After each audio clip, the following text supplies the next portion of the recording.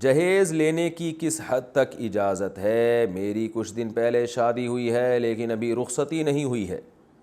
بہت افسوس ہوا۔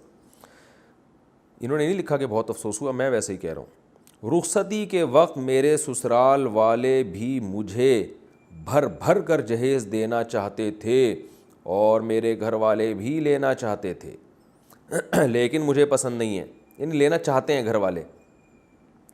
اچھا، سسرال والے بھی بھر بھر کر جہیز دینا چاہتے ہیں، ابھی دیا نہیں ہے، چاہتے ہیں وہ، اور میرے گھر والے بھی جہیز لینا چاہتے ہیں، لیکن مجھے یہ پسند نہیں ہے۔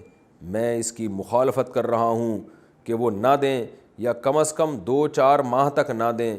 تو میں کس حد تک مخالفت کر سکتا ہوں؟ کیا اس بارے میں سختی کر سکتا ہوں؟ سلمان صاحب بہار، انڈیا سے۔ انڈیا کے بہار میں سلمان صاحب جیسے غیرت مند لوگ رہتے ہیں، ان کی غیرت کو سلام ہے۔ سلمان بھائی ڈٹ جاؤ یار، آج ہمت کر کے دکھا دو آپ، اور جہیز کا بائیکاٹ کرو۔ یہ ایک عذاب بن چکا ہے ہمارے معاشرے میں، نہ اس کا سنت سے کوئی تعلق، نہ قرآن میں اس کا تذکرہ، نہ حدیث میں، نہ مسلمانوں کے کلچر میں یہ چیز شامل ہے۔ یہ تو اب آ گئی ہے بہت سے غیر مسلموں سے، ہمارے کلچر میں یہ جہیز کی جو رسم ہے نا یہ آئی ہے۔ حقیقت میں اسلام میں بھی نہیں ہے اور عرب میں بھی نہیں ہے، آپ دیکھ لیں۔ بہت سے افغانیوں کے ہاں آپ جا کے دیکھیں گے، افغانستان میں یا ادھر ناردرن جو علاقے ہیں ہمارے، جو شمالی علاقہ جات ہیں، وزیرستان، وانا، ان میں بھی نہیں ہے۔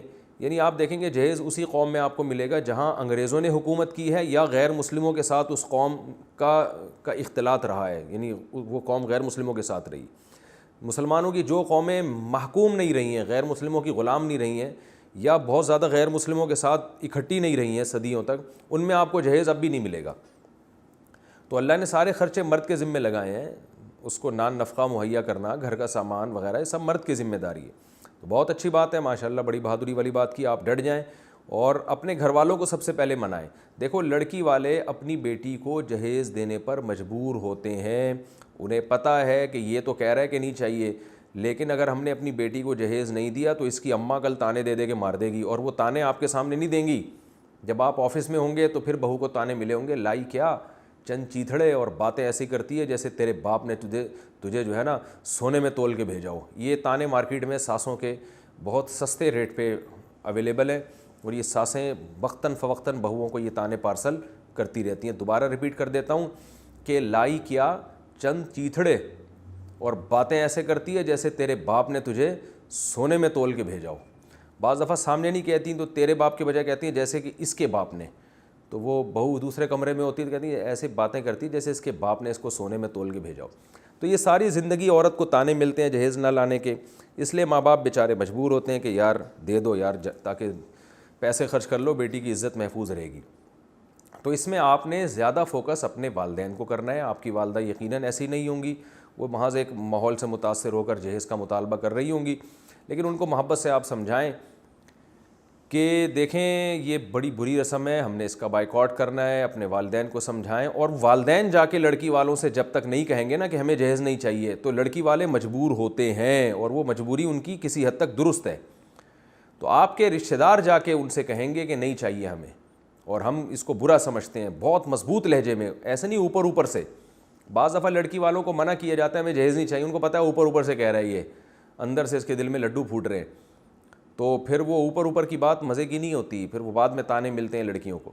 تو ذرا مضبوط لہجے میں لڑکے والے جائیں اور لڑکی والوں سے جا کے بولیں کہ ہمیں نہیں چاہیے، اور یہ بہت بری رسم ہے۔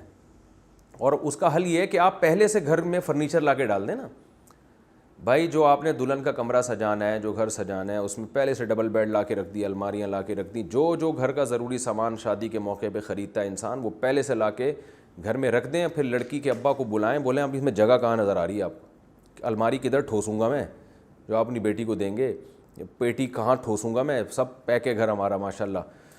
تو اتنا کچھ کر کے بھی اگر وہ اپنی بیٹی کو دے رہے ہیں تو پھر یہ ان کا ہیڈ ایک ہے۔ اب ظاہر ہے کوئی آدمی اپنی بیٹی کو کوئی گفٹ دے رہا ہے تو آپ زبردستی کیسے روک سکتے ہو، دے رہے ہیں تو پھر دیتے رہیں، پھر وہ انہی کو کوئی علاج کی ضرورت ہے۔ تو اپنے اختیارات سے انسان کو تجاوز نہیں کرنا چاہیے۔ تو باپ اپنی بیٹی کو جہیز دے رہا ہے، غلط رسم ہے۔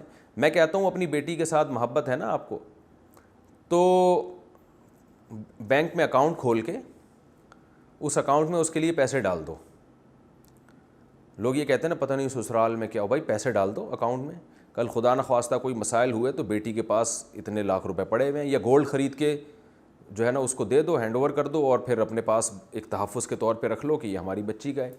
اس طرح نہیں کریں گے کبھی بھی۔ دیکھیں گولڈ دینے میں، کیش رقم دینے میں بیٹی کا فائدہ زیادہ ہے، وہ بعد میں کبھی زندگی میں ضرورت پڑی، شوہر کے حالات خراب ہو گئے، وہ بیچارہ کچھ خرید نہیں سکتا، تو بیٹی اپنے پیسے استعمال کر لے گی، ٹھیک ہے نا، حالات کا تو کچھ پتہ نہیں ہوتا، آج حالات اچھے ہیں کل اللہ نہ کرے خراب بھی ہو سکتے ہیں، تو کیش اماؤنٹ دے دیں بیٹی کو یا گولڈ دے دیں۔ یہ نہیں کریں گے بیڈ اور یہ سب دنیا کو دکھانا ہوتا ہے نا بہت سے لوگوں نے کہ دیکھو ہم نے یہ کچھ دیا ہے۔ میں نے ایک دفعہ یہ بیان کیا تھا کہ بعض لوگ دنیا کو دکھانے کے لیے بھی جہیز دیتے ہیں، تو انڈیا ہی سے کسی صاحب نے ویڈیو بنا کے بھیج دی کہ ایک فلاں سیٹھ نے اپنی بیٹی کی شادی کی ہے، اور دیکھیں پورا جو ہے نا ایک وہ لوگ لائن بنا کے آ کے دیکھ رہے ہیں کہ جہیز میں اس سیٹھ نے اپنی بیٹی کو کیا کیا دیا ہے۔